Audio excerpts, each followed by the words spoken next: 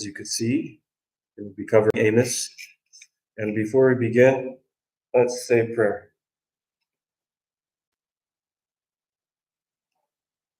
Our Father, we come by the name of your Son, Jesus, whom you sent to reveal yourself to us, Lord, to die so that we may live, Lord, forever in him with you.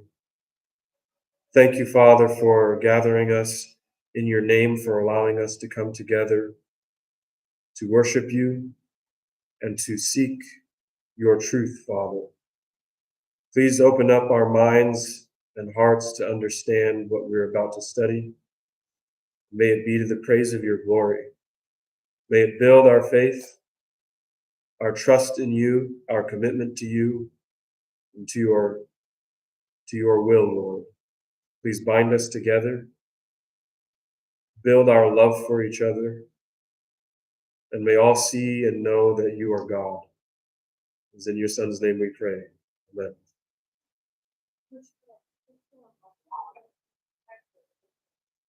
Push it what? Oh. Yeah, that doesn't sound. It's not turning off. Okay. When was the last time it was on?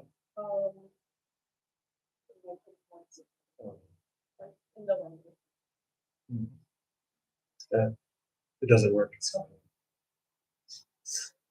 Okay, so I have a little introductory section, as you can see on the handout.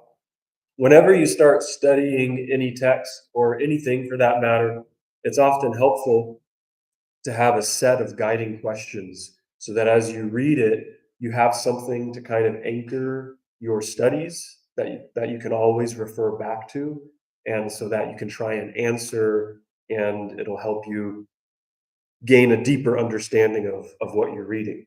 So I've prepared a few questions.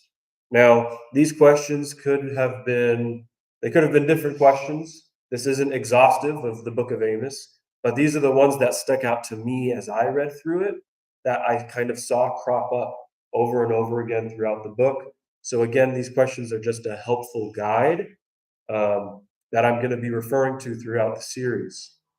So I'll just read them real quick. Specific to the book of Amos is one, what was Amos's view of Israel's social practices compared to his audience's view? So we're going to see Amos is saying a lot of things, and he's going to be attacking what the Israelites are doing. And Israel has these assumptions about what they're doing and justifications for what they're doing. And so we're going to be comparing those. So the first is social and economic practices. The second is religious practices. We'll see them butt heads over that a lot as well. And of course, as we read Amos, we only see pretty much one side of the story, Amos's presentation, but we can infer from what he's saying and from historical documents and historical studies, we can infer what the other side thought about it as well. Then they also have different views of what it means for Israel to be God's people. So Israel had some assumptions about, because we're God's people, that means X, Y, Z. And Amos says, actually, that's not right. And then, of course, what kinds of consequences is Israel going to suffer because of their wrongdoing? So I don't know if you want one of these. So I'm going to be referring back to those, so that'll help guide our study of Amos. But then there are two broader questions that you should always ask whenever you study the Bible, ever, at all, any book. And in fact, that you should always be asking yourself throughout your entire life, because that's the whole reason we have the Bible, and that's the whole reason we even exist. One is, who is God?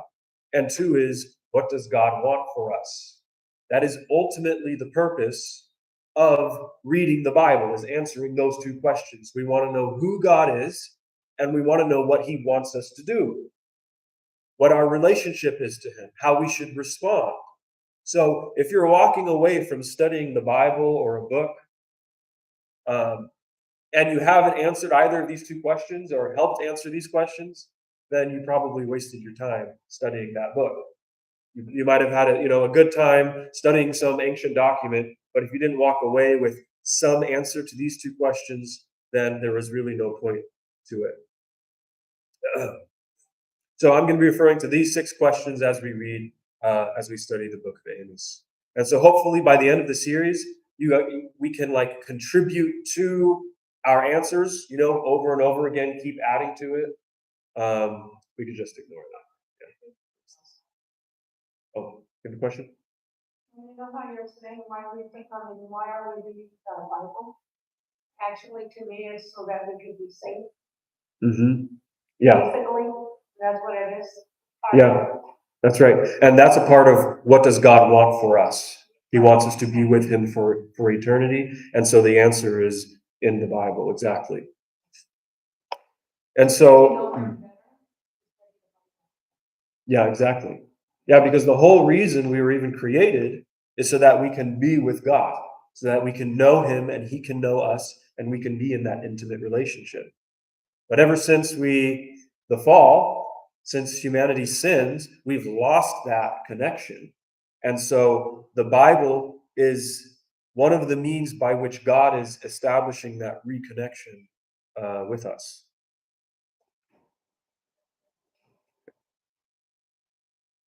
All right, and so as we study, maybe answer some of the questions, write down some responses, things you notice, and even some citations. And so by the end, hopefully we'll all have a deeper understanding of the book of Amos. Okay. Are there questions about that so far? I know there's kind of a lot.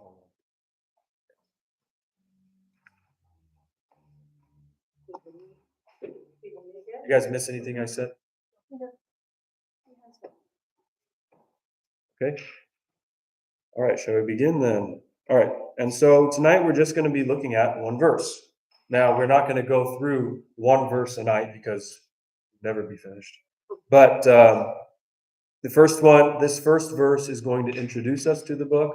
It's going to introduce us to Amos, and it's going to introduce us to the historical context in which Amos was speaking. So that's what we're going to be talking through tonight.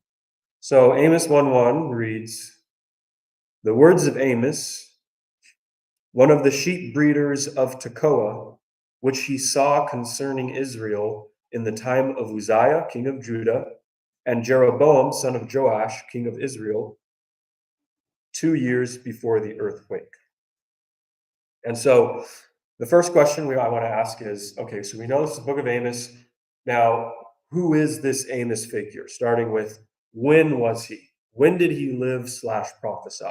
And it gives us the answer here. It's during the time of Uzziah, king of Judah, and Jeroboam, son of Joash, king of Israel. Now, Uzziah, sorry, let me grab the board.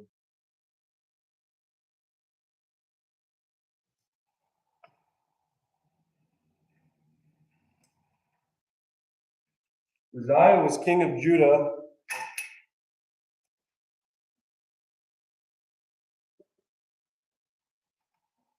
He reigned about, these are all approximate. They differ. It could be give or take 10 years. But he reigned 785 to about 760. That's king of Judah. And then Jeroboam reigned. This is Jeroboam II by our count. He reigned about 788, 748. So we can place, usually Amos is placed kind of closer to the end of this period. So we could say Amos, BC, sorry. Yeah.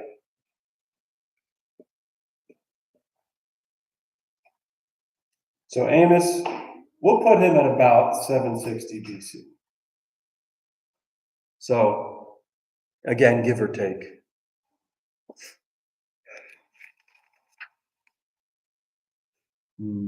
So this is the mid 8th century, and unfortunately, it does give us a more specific historical reference, which is the earthquake. We also see the earthquake referenced in Zechariah 14:5, and Zechariah was written in the 6th century BC, so in the 500s, and so they're still talking about the earthquake that took place during Uzziah's time. So this earthquake was a big deal. It was probably on, you know, very destructive. So it stuck in Israel's memory, Israel and Judah's memory. But we don't have a more specific date for it, other than during Uzziah's time. And so Amos is the first of the writing prophets that we have. When I say writing, is he's the first. Amos is the first prophetic book that we have in our Bibles. He's the earliest. And so Amos was roughly contemporary with Hosea, who came a little bit after him and lasted a lot longer. And a little after Amos was also Isaiah and Micah, who were in the south. So Amos and Hosea prophesied to the northern kingdom Israel. Isaiah and Micah, a little bit afterwards, prophesied to the southern kingdom of Judah. So we have the when. Now, what about the where? Where did Amos live / prophesy? We see in verse 1 that he's from Tekoa, which is a town in Judah. So originally, Amos is from Judah, but the prophetic visions that he had were about the northern kingdom Israel. So he went to the north and prophesied there because that is where God sent him, which is interesting, having a southern prophet going to the northern kingdom. We don't really see that too much elsewhere. Then Amos chapter 7, verses 10 through 13, give us a little bit more biographical information about Amos. And it reads, Then Amaziah, the priest of Bethel, sent a message to Jeroboam, king of Israel. Amos is raising a conspiracy against you in the very heart of Israel. The land cannot bear all his words. For this is what Amos is saying. Jeroboam will die by the sword, and Israel will surely go into exile, away from their native land. Then Amaziah said to Amos, Get out, you seer, go back to the land of Judah. Earn your bread there, and do your prophesying there. Don't prophesy anymore at Bethel, because this is the king's sanctuary and the temple of the kingdom. So Amos's identity was no secret to his audience. Everybody knew he was from Judah, and here you even have the priest at Bethel telling him to go back to Judah. We don't want you here, spreading all your negative prophecies about us. So Amos was a prophet to the northern kingdom, but from the southern. Now the third question is, what did Amos do? So what was his profession? Well, he was a sheep breeder, and we also get a little bit more info from him in 7:14 through 15. So right after Amaziah tells him, get lost, Amos responds. Amos answered Amaziah, I was neither a prophet nor the son of a prophet, but I was a shepherd, and I also took care of sycamore fig trees. But the Lord took me from tending the flock and said to me, Go, prophesy to my people Israel. Does anybody have it open, those verses? Is it this version? I forgot what it was. It says I was neither a prophet. What is yours? The past tense too? I was not a prophet. 7:14. I was no prophet. Okay. Nor was I a son of a So you have the past tense too. Okay. Yeah, most of them have past tense, but it could also be rendered in the present tense. I am not a prophet. Usually it's the present tense, yeah. So I think literally it's most natural way to translate it is the present tense. I am not a prophet nor a son of a prophet. But people scratch their heads and say, wait a sec, he's prophesying right now. But what he's saying here is that he is not a prophet by profession. He is not a prophet with a capital P, if you will, because he is a sheep breeder and a cultivator of sycamore figs. Because in the ancient world, in that area, prophecy was like a profession. It was something that you could be trained in. And so we see this in the Bible. You see the school of the prophets or the guild of the prophets, often called the sons of the prophets. So you guys may remember, I think it was it Elisha or Elijah? I get them confused. But they had like kind of these, they're kind of the head of this prophetic school. Or you have another instance where Saul, he meets a band of prophets and he starts prophesying with them. And so these are professional prophets. And one more example is, you have, I forgot which king it was. Was it Ahab, who wanted to know if he should go to battle, and he wanted to ask all of the prophets, and they're all saying yes, yes, 450 of them or something like that. And so those are hired full-time prophets. Usually prophets were they were closely associated with the king, with the royal palace, and so they were supported by the king and royal palace, because the king would often inquire to ask, should I do this, should I do that, and they'd say yay or nay. So in that sense, no, Amos was not a prophet. That was not how he was trained. That was not his profession. He was called from sheep breeding and shepherding and cultivating of figs to prophesy to Israel. And one other thing about prophets is they didn't have to be associated with the palace. They could be independent as well, and they would usually earn their living by delivering oracles to people who would come inquire from them. For example, like Saul, remember when Saul went to Samuel to ask about where the donkeys had went or something like that. And so they would go there and or the witch of Endor, and so they would pay them to get answers. So that's how these prophets earned their living.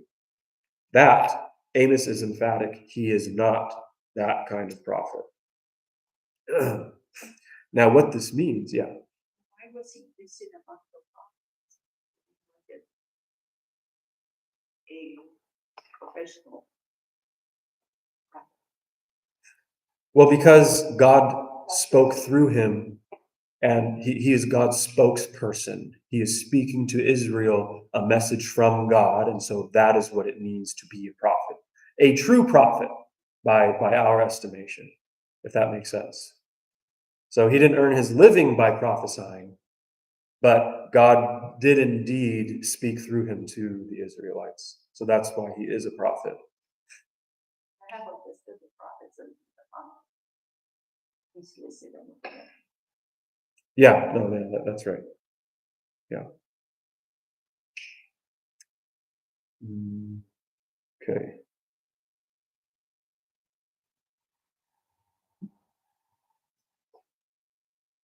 Sorry. Oh, and so what this means is that since he's kind of like this independent freelancer, that means he is independent of the royal institution, which means he could say whatever he wants about the king and about the establishment and about Israel, because he's not living off of them. And you see quite a different situation with the people who are, you don't bite the hand that feeds you, right? You just tell them whatever they want to hear so that you could keep your job and you could keep your livelihood. But Amos and many of the prophets that we have were free from that. And so they were independent, self-sufficient, and they were in a position to say exactly what needed to be said to the powers that be.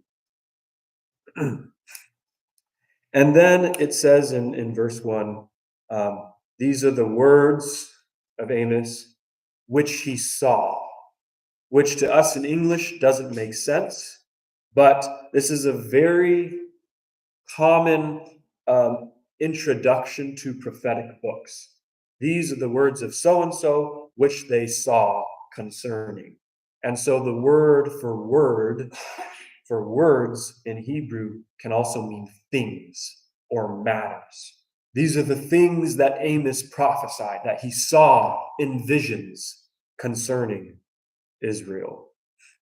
So these are Amos having prophetic visions and that about Israel and then delivering it. So I'll pause here and ask, why do you guys think that God would call a sheep breeder from Judah? And mind you, we'll get into the historical context in a moment, but Judah was inferior to Israel during this time.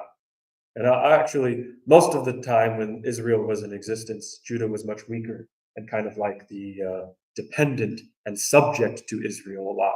So why would God send a prophet from a sheep breeder from weaker Judah to prophesy to Israel? And there obviously is no one right answer. I just want to see what you guys think. Why would God do that? What might be some benefits of doing that? It seems like it does it a lot, like, right, Jesus, born in farm, only page, whatever. Yeah.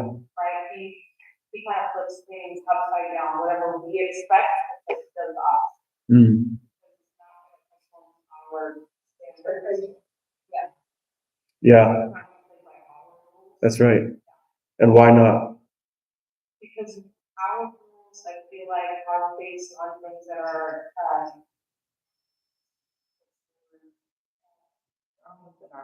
yeah, they're selfish, or they're Prideful, like prideful. Yeah.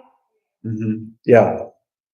So that reminds me of the passage where Paul talks about how God chooses the weak things of the world to shame the strong. He chooses the foolish things of the world to shame the wise. So that might be a case in point of exactly that.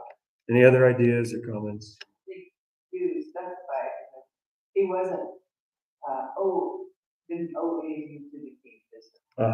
That as well, yeah.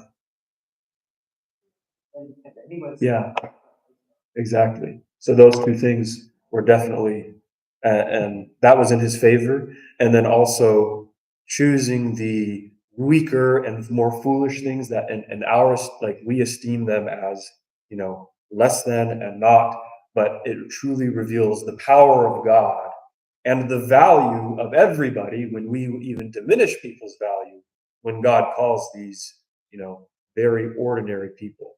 Yeah. also he didn't have anything to gain from what he Mhm. right? Yeah, exactly. Yeah. And it was probably also very humbling to Israel to have this guy from, the kind of, backwater country of Judah from down south coming up, and he's going to tell us what we're doing wrong and what to do. And so it was probably a big blow to their pride. But it is truth, and we need to hear truth from whatever corner it comes. Okay, so now I'm going to start talking about the historical context, and that will set us up for the rest of the book.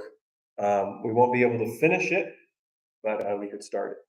So this is the bottom of the handout, Amos's historical context. So starting with before Amos's time, we'll put it from about 840 to 800 BC. During this time, this was one of the lowest points in Israel's history.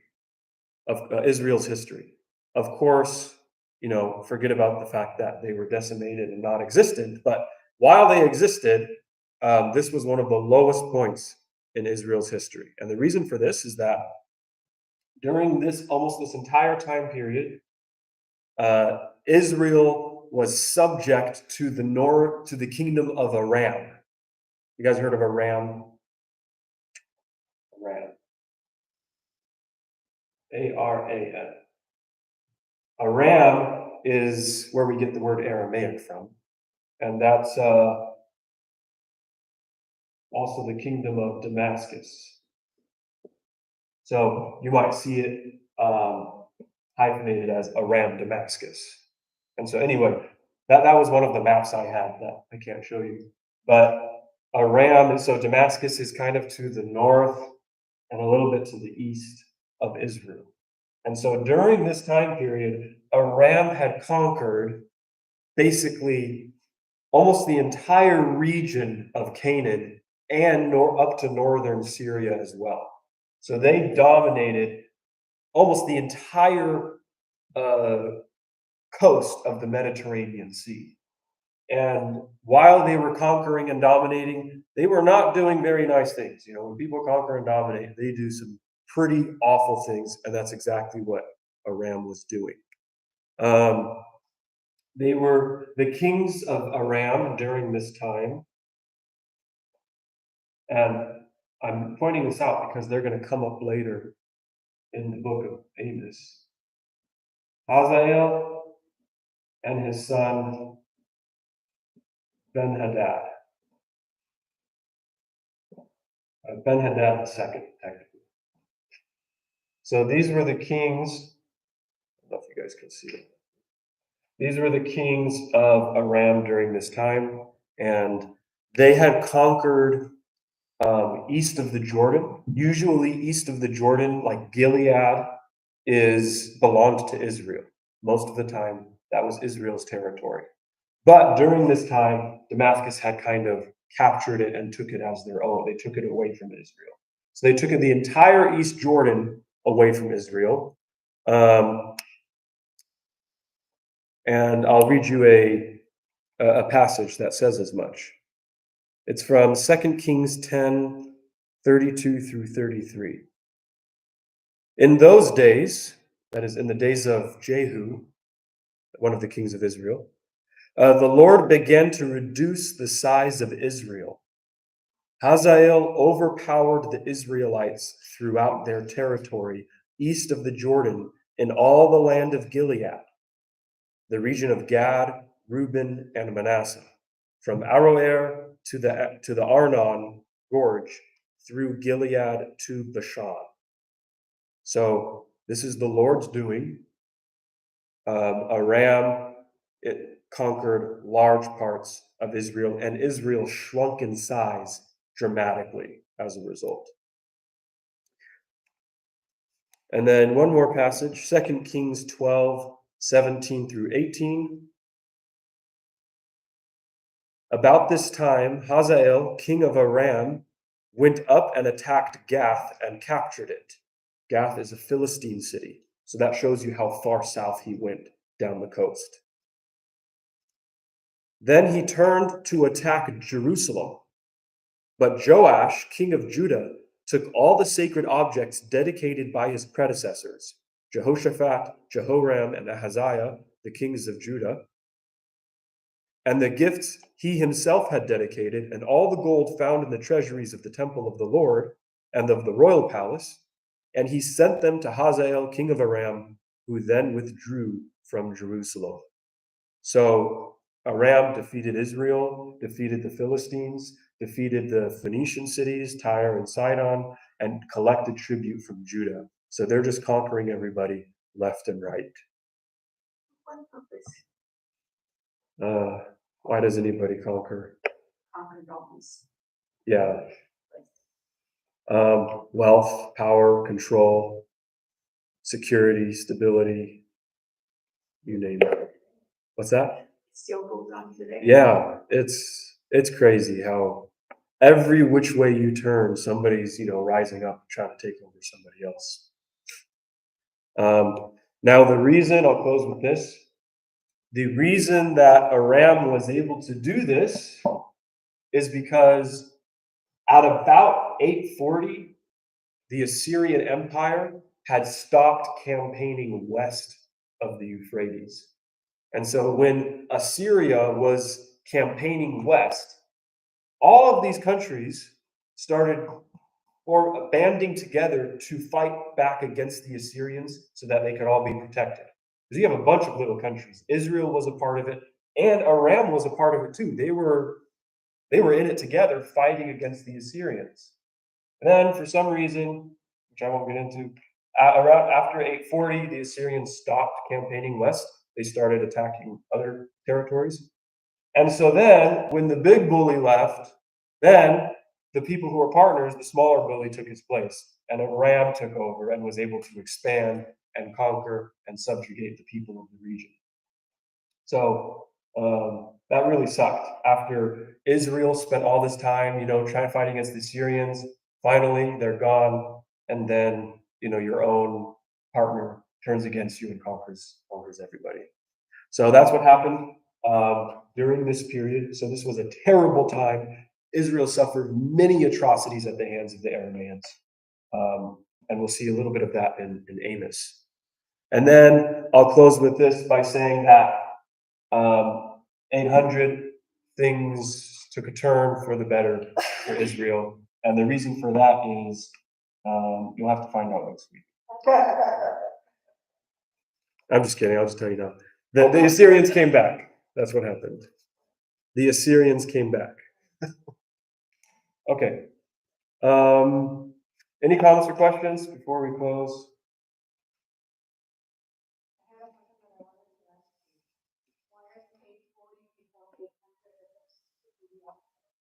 Those brackets going back. Because it's BC. Going forward in time, the numbers get smaller.